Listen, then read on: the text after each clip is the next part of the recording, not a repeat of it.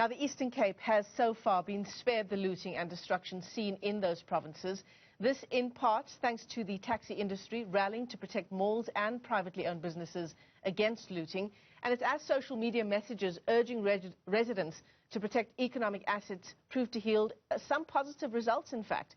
For more on the story, we're joined now by the Provincial Santaco Deputy Chairperson, Gabs, Mtshala, and businessman John Cupido from East London this morning. John Cupido, thanks very much to both of you for your time on the AM report. I want to begin with you, Gabs, in terms of the positioning of Santaco and why the Taxi Association is really primed to take on this kind of challenge in terms of protecting community assets. Good morning, ma'am. The reason why we took up this initiative as a taxi industry to try and defend our business is based on the fact that in the past, like last year, we suffered a lot when the pandemic came into South Africa. All the lockdown processes affected us deeply. And we felt that this time around, if we allow looters to destroy the businesses around where we are operating, it's going to be a permanent damage, and it's going to be difficult for us to recover from such losses. So hence we took a stand and say, let us stand up and defend the businesses.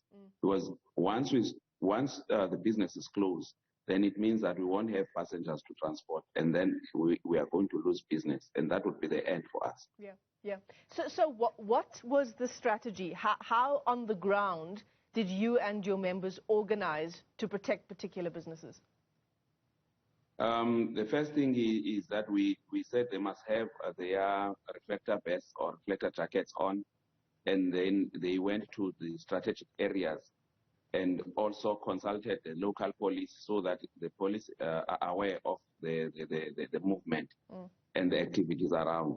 So they were working closely with the police with those vests and using our taxis to patrol the malls. Some of the taxis had to sleep over the malls even last night, looking after those businesses. Yeah. I mean, such an important initiative as communities in many parts of the country, not just in the Eastern Cape and East London, really coming together to try and protect community assets and smaller businesses as well. John Cupido from East London, you're a businessman there. Tell us about your thoughts seeing the looting unfolding in KZN and Gauteng. Thank you for having me on here this evening, and hello to Mzansi. Yeah, it's been very interesting for us. It's being just a bit away from Gauteng and a bit away from KZN to see everything unfold there. Our business, our family business, actually has a kiosk, a store in Pinetown that got totally obliterated. If you look at the before and after photographs, you can't recognize the mall. It's Pinecrest Mall in Pinetown. So it's obviously something that, as things down the coastal route, you'll see a lot of people head down from KZN, Durban, down to the Eastern Cape. Usually a lot of trains head that way. So we were quite worried that it would come to us.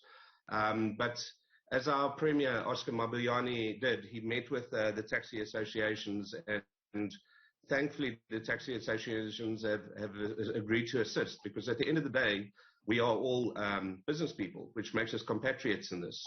And a lot of people say that we in South Africa, we usually wait for those World Cup moments, those in-between moments where unity is formed amongst people across the racial spectrum and the socioeconomic spectrum. But I personally feel that what we've done here in the Eastern Cape and in East London is something like that, and we can create that ourselves. So it's a fantastic thing to see. It's very heartwarming. If you read the comments on social media, you see how people's views about the taxi industry is changing. It's a fantastic thing that's happened, because we had a virtual meeting yesterday with the mayor with Mtshala Pakati, the executive mayor of East London, of Buffalo City. And by then already, we had the meeting at noon, and by then already 2 of the malls in East London have been saved by the Taxi Association with the assistance of SAPS. So we already knew how they were helping and the capabilities of having assistance like an organization as large as the taxi organization.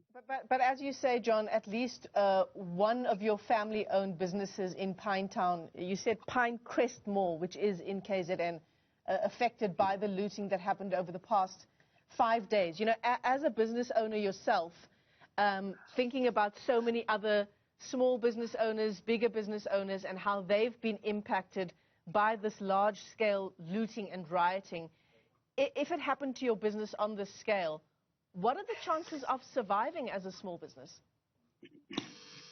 Very minimal. I think what has happened now has hit us at the worst time. We've just come out of a year of a very strong lockdown that has affected many businesses, including the taxi industry. It's affected all of us in a strong way. I think a lot of mom and pop stores and family businesses are hanging on its last shoestring. And I think something like this would be enough to be the nail in the coffin. And the worst part of it is, you know, for example, with our store that got obliterated, we have insurance. We've got really good insurance. But the knock-on effect to that is the staff, because that was one store we had there in Pinetown. Our 3 staff members, what are they going to do while we rebuild? You know, it's not just us. When you see all the companies that retrench, the perception is when a big corporate retrenches, they retrench to fix their profits. But when a smaller business like ours, a mom and pop or a family business or SMME, when we retrench to survive. And quite often, being in a smaller business, your staff become like family to you. And it's the most difficult thing ever to retrench, even if you outsource it like some people do. Seeing people that have seen your business grow, that have assisted your business grow, needing to leave is a bad thing. So it hits the smaller businesses in a far larger way than the big corporates. And I'm not saying it doesn't hit the big corporates, because I saw some of their full-on buildings burned down over the last 2 days. But the people I really feel for are the people that have struggled very hard to build their business, and just to see it wiped away completely in less than 2 days. Yeah, absolutely. Gabs and Mtshala, I want to bring you back in for your final comments. You heard the comments there from John Cupido in terms of how the taxi industry has really rallied with the community at a time when it needs all the help it can get. Is this a model that you're hoping Santaco will roll out in other provinces as well? Yes, we are also calling out like all the other provinces and other areas, because the model that we came up with, we think that is our only survival as a taxi industry, to make sure that we are able to defend our livelihood. Yeah, absolutely. Gabs Mtshala is Santaco's deputy chairperson in the Eastern Cape, and John Cupido is a businessman in East London, as we continue to track the impact of the rioting on businesses, smaller businesses in particular. Thank you to both of you for your time this morning on the show.